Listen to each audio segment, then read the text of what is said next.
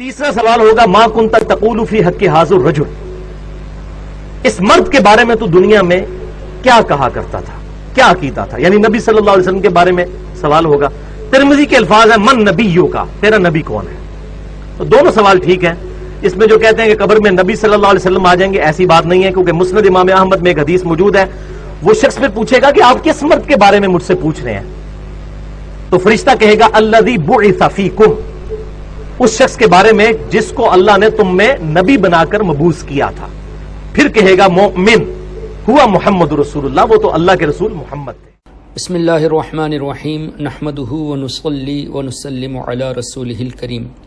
محترم حضرات، ابھی آپ نے سنا امام احمد ابن حنبل رضی اللہ تعالی عنہ کی کتاب مسند احمد کے تعلق سے کہ اس میں یہ لکھا ہوا ہے کہ فرشتے جب پوچھیں گے کہ تیرا نبی کون ہے، تو وہ پوچھے گا کہ آپ کس کے بارے میں پوچھ رہے ہو؟ پھر فرشتے کہیں گے کہ ہم ان کے بارے میں پوچھ رہے ہیں جو تمہارے درمیان مبعوث کیے گئے۔ پھر مزید یہ کہ وہ جواب دے گا کہ یہ محمد صلی اللہ علیہ وسلم اللہ کے رسول تھے، جبکہ محمد الرسول اللہ ہے، جس کا ترجمہ اللہ کے رسول تھے نہیں ہوتا بلکہ رسول ہیں۔ اب دیکھتے ہیں امام احمد بن حنبل رضی اللہ تعالیٰ عنہ نے جو حدیث پاک نقل فرمائی، کیا واقعی میں اس میں یہ لفظ ہے جو اس نے کہا کہ فرشتوں سے یہ شخص پوچھے گا کہ کس کے بارے میں پوچھ رہے ہو؟ سنیے، امام احمد نے حدیث پاک نقل فرمائی کہ دو فرشتے پوچھیں گے کہ مر ربک، تیرا رب کون ہے؟ وہ کہے گا ربی اللہ، میرا رب اللہ ہے۔ پوچھیں گے ما دینک، تیرا دین کیا ہے؟ کہیں گے دینی الاسلام، میرا دین اسلام ہے۔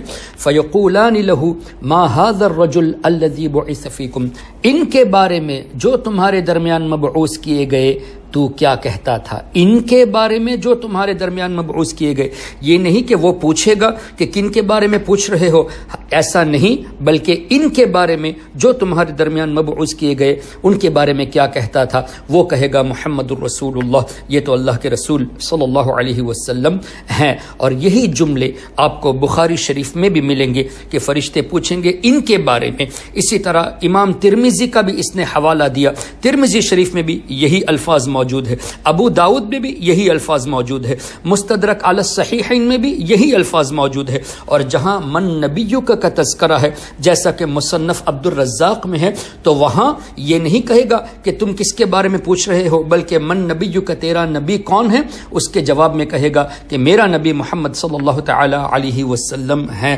اب دیکھا آپ نے، چونکہ یہ لوگ حضور علیہ الصلوۃ والسلام کا قبر انور پر تشریف لانا مانتے نہیں، تو چونکہ یہ لوگ نہیں مانتے، عوام کو بھی اس سے اندھیرے میں رکھنے کے لیے یہ لوگ بزرگوں کی کتابوں پر بھی جھوٹ باندھتے ہیں، اور نام لیا امام احمد بن حنبل کا، جبکہ مسند احمد میں وہ الفاظ نہیں جو اس نے کہا۔